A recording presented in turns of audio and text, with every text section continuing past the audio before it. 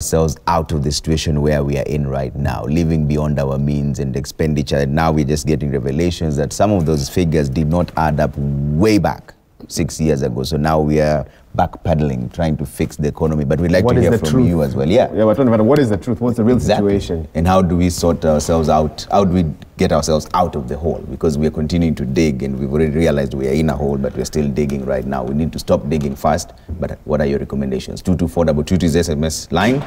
I've always been told I say that wrong. It's 22422. That's correct. There you go. At Trevor Mbija at Citizen TV Kenya, at Waiga Maura, #Daybreak. Tony, you had a question for Mheshimiwa. Oh, okay. My question was, we established... and you can just ask him. Yeah, he's right. Yes. About that advises Parliament in terms of budget and budget implementation. And they give independent reports about it. So this is a guiding think tank that helps Parliament make decisions, especially his Committee on Budget and Implementation Review Committee.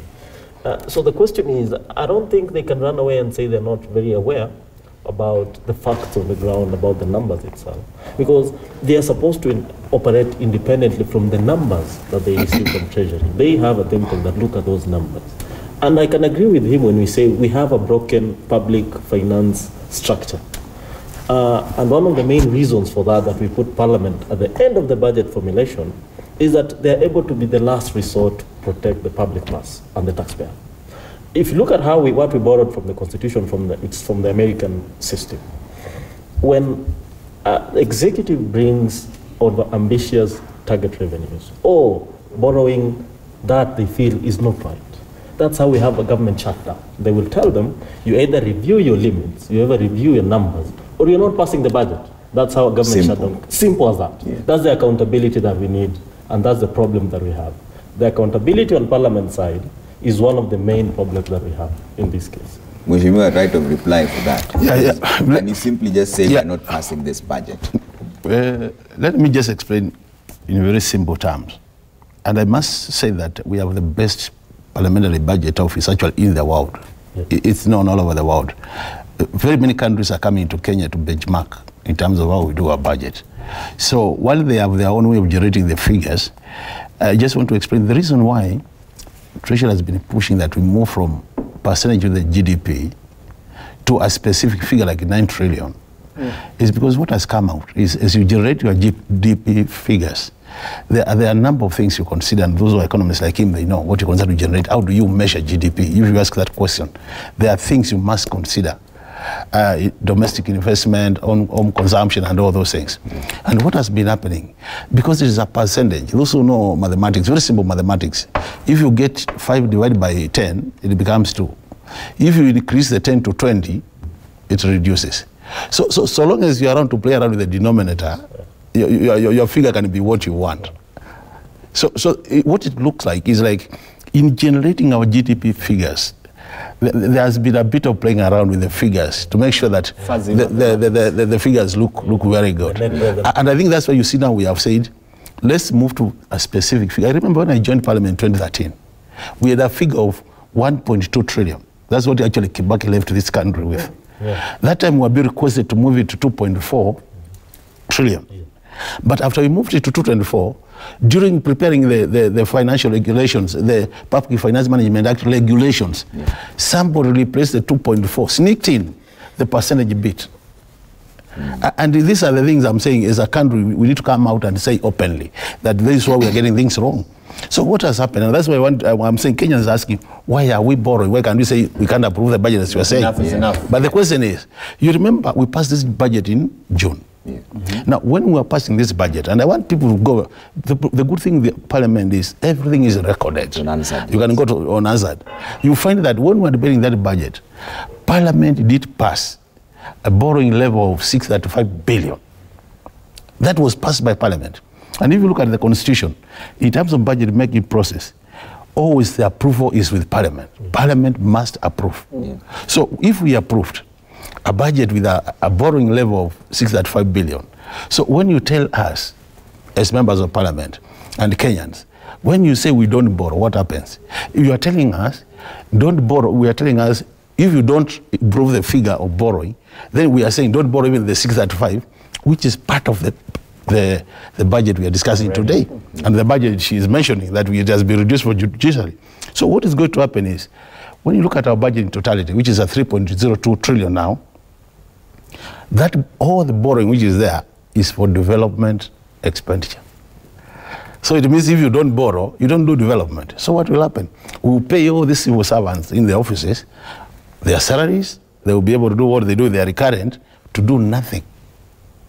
Because the other thing is, if we are talking about an economic growth of 5.6%, because we are projected our economy is going to grow by 5.6%. Now, if you don't do development, how do you grow the economy? How do you grow the economy? The economy grows. And that is a question that people in the counties are grappling with at the moment. And I want to briefly allow us to bring in Laura Otieno, who's live for us in Kisumu County. Laura, I don't know if you've had a chance to listen to what some of our panelists have to say, but there are concerns about debt and economic crisis as well. How has that affected possibly sugar farming and some of the common popular economic activities in Kisumu County and the neighboring counties as well? What can you tell us? Well, indeed, Wahiga, sugar farming was, or sugar production was one of the flagship projects that really held tight the economy of the Western Kenyan region. But since about a decade ago, there have been various factors that have rocked the sugar sector that saw the collapse of sugar mills within the Western region. And there have been efforts to try and revive the sugar sector. One of the things we saw was the president ordering the formation of a 14-member task force to oversee the research and form recommendations on what will inform the revival of that moribund sugar sector. We have also seen Mumias Sugar Company with the Kakamega County government trying to fight for a stake in that particular company, saying that if the county government has control of that miller, then they will be in a position to revive it. But then it has been quite a downhill spiral if you look at it, because there was a time in the late 90s where some farmers who had ventured into sugarcane farming decided to uproot the cash crop and look at other cash crops which they could try to sustain themselves on. But then that was also not very forthcoming, because there are some rice fields within Ahero and other areas which have not really picked up to an economically viable state. So of course the only lifeline that the Western region had was sugar production, and we've also seen the Lake Region Economic Bloc championing for the revival of that sugar sector to improve the mainstay of the residents within the larger Western region. It is a crisis that was marred by a lot of what many stakeholders have termed as mismanagement of the public mills, and privatization being put forth as one of the factors that would lead to the revival of sugar mills. But then critics have been pointing out to the textbook case of Mumias Sugar, where they're saying that private investors who came into that company saw a further plunder of that particular company. So we are still waiting to see, of course, the publication of the findings of the report by that particular task force, and what various county governments involved within the counties of Kisumu, Bungoma, Kakamega, and the entire Western region, how exactly they will be moving forward with the issues of a revival of the sugar sector, which right now we are seeing only private players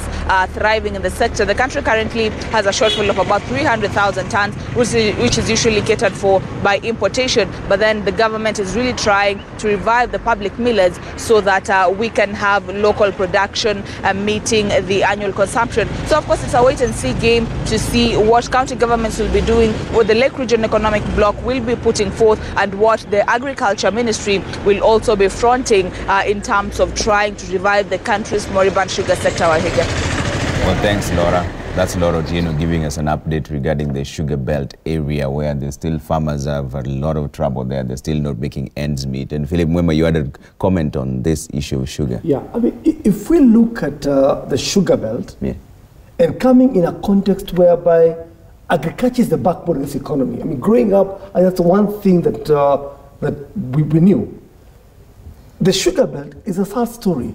If you look at from Muhoroni, Miwani, Chemelil, across into Soni and Mumias, that entire sugar belt, as we speak, has collapsed. Farmers, remember, have to live. I have to put a meal on the table today.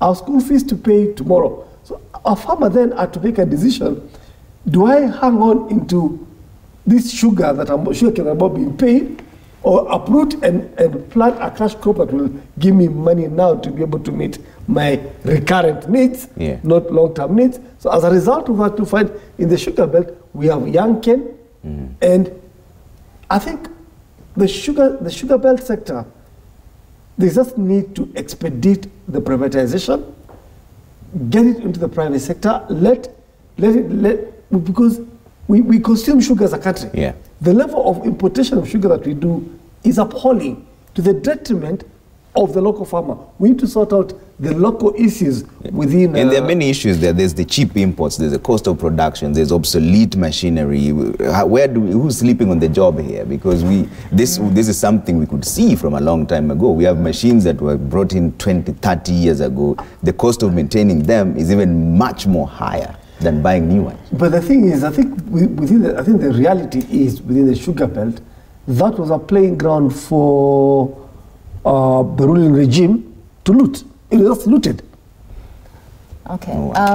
Allow me to weigh in on that. Yeah.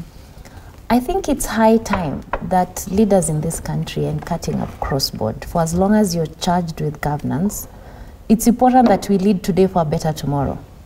Govern today for a better tomorrow. Put policies in place for a better tomorrow. But what are we doing? Let us call ourselves selfish so that we can start afresh.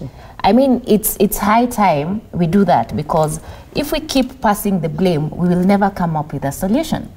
What has impaired this country is corruption. And let's just call it the way it is. Theft. We have been stealing for many, many years. Finances put to do any activity, half of it has disappeared in thin air. Let us applaud this government for putting in place structures. We have roads, we now have the SGR. But the question is, we are building these roads for who?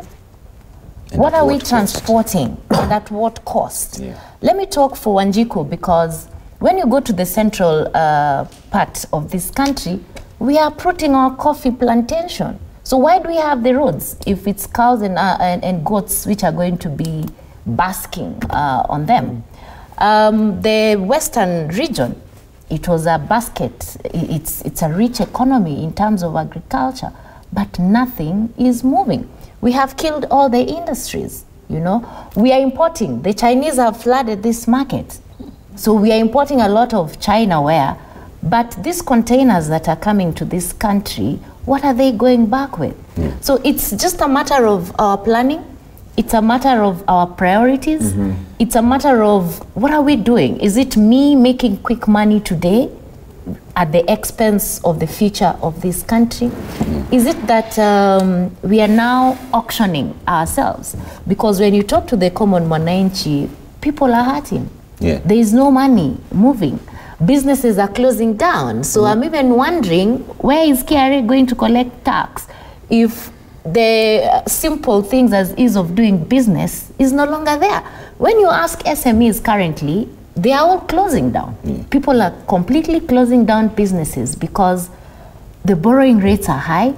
They can no longer access finances. And you know very well, for as long as you're in business and you cannot access finances, and the moment you say I cannot access finances, it's purely because you also don't have a repayment plan.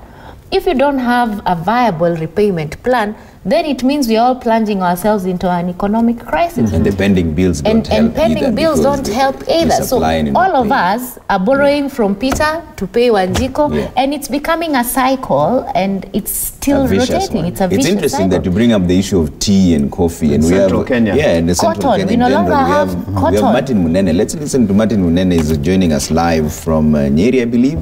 Martin, what's the situation on the ground right now as we speak? All right, a very good morning to you. And like you're saying, things on the ground are no different from what has been said out there. People are crying. The young of this particular region, of course, many of them are jobless. And the two crops that have for the longest time supported this region are actually on their deathbed. When you come to coffee, it's been doing terribly. And now the reports that tea sector is also not doing very well. If you talk to anybody who is a bit a bit old, or maybe in their 50s even, they'll tell you of days when coffee used to be used to pay, school fees and things like that. People built houses and rentals and actually did make a lot of money from such crops. But that is just a story for people today. Now, I want to bring in someone who's been very vocal when it comes to these two issues, matters coffee and matters tea, to just give us an insight of what he thinks or what it is like for the residents of this particular county and indeed Mount Kenya region when it comes to the economy and matters tea and coffee. A very good morning. Kindly introduce yourself and tell us what has it been like for you? My name is Wambogo Nyamu, and as you know, I'm the National Deputy Secretary General of the Democratic Party of Kenya. In the area, our party has been very hard on the issues concerning agriculture and particularly coffee and tea. And for one, I'll tell you, me, I was educated by coffee, and it used to be fun during the December holidays because we would go to the factories, spend 3-4 nights, and the young men like that adventure. And there was money, and we could feel it, and we could see it. And things took a turn in 1988, which was a little political. And then things took a worse turn in the year 2001, where the International Coffee Organization, the auction in London, collapsed. That's when things started taking a hard turn. And mostly after that, we entered into an era where people didn't respect other people's property. And a lot of corruption entered into the coffee sector. And eventually, coffee sector died. In Nyeri, actually, coffee used to be the main thing, not even tea. Coffee used to be the main thing. Today, production has shot down by more than 70%. Our farmers look hopeless. The market prices are very poor. And actually, for you to break even in coffee, you need to get a price of at least 130 shillings per kilo, which I don't think many people have been able to achieve. There has been many attempts to revive the coffee industry, and there has been many promises, and it has not occurred. But what I would say, there is some hope. Because with the Coffee Act that we expected to come out, and of which some cooperatives are complaining about 1 or 2, 3 things, which I do hope our MPs from this region, not even this region, because even coffee is grown in Kakamega and all that. The MPs from the coffee zone, you have now the opportunity to streamline the Coffee Act 2019. Those few complaints the farmers have and the cooperatives have, you streamline them. Also then done, Professor Kaya did a good job with those few amendments, which has liberalized the marketing of coffee. And most important, it has devolved the regulation of coffee. The new Coffee Act has now taken the regulation back to the county government. And if you want to get a pulping license, if you want to get a milling license, if you want to get a roasting license, it's all being pushed down to the county government. And I'm requesting and I'm praying that the county governors and the assemblies of this region are going to take over that challenge, come up with now county laws that are going to govern production and protection of the crop, and we be able to promote those products. All right. Now, we've talked about coffee, and you say that there seems to be some hope now that there are regulations that are coming up, and the matter has been actually brought down to the county level. Let's switch a bit and go to tea. Tea has actually been doing very well in the past. What is happening, very briefly, in your opinion, because now we've seen farmers cry, people are uprooting tea. What is happening? For one, the production of coffee, they claim that the production of coffee has increased in the world. But I challenge them. Tea has been increasing in the world. But I also challenge them that for the last years, the world population has grown up by more than 700 million. So you cannot say the market is going down. What is happening in coffee is that we need to, in tea, in tea, is that we need to look at exactly what is happening within the management sector of tea. And I still say, like our party is insisting, we have a little bit of laxity when it comes to the managing body for the smallholder tea farmers. And we have requested the government and mostly the DCI to come in. Just like recently, the president said they want to do an audit of all cooperatives in Nyeri, and it has been going on. We are requesting the government to also do an audit on tea. Can we exactly know what is going on? Because tea used to be paying. Like the other year, Gaduthi Tea Factory, total payment came to about 67,000. Now this year, it has reduced to 40-something. We need to critically understand what is happening. And I want to ask KTDA, please allow an audit like Wairia is doing. Let us get the truth. For our part as a party, we do believe there are some things that are going wrong. And lastly, if you are talking about marketing, we have foreign embassies and foreign missions. The role of our foreign mission is what? Our blue chip crop in this country and in this region is coffee and tea. If our embassies emphasized on selling our coffee and tea, would it sell? I was in Nigeria the other day. You know, I do business in Nigeria. And Nigeria has a population of 200 million people.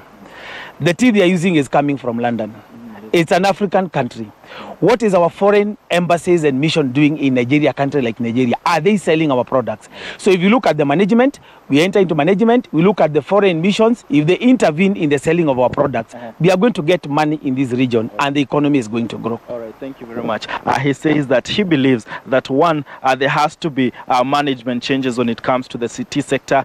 He says there's a bit of hope when it comes to matters coffee, but he says and throws a challenge to the government, and he says that the Foreign Affairs Ministry should try market coffee more, because if you talk to any farmer or if you talk to anybody who is dealing in these two crops, one of the things that they will complain about is the matter is the issue of marketing. They feel that they do not have access to markets and they are not able to actually sell their tea or their coffee. And of course, like I said earlier, things on the ground are actually very bad, because every single person you talk to, they feel that there's an element of hopelessness, because these two crops that have for the longest time sustained this region can no longer do that. And from Nyeri County, we take a quick break, but we'll be right back, so do not leave. I'm Martin Monene.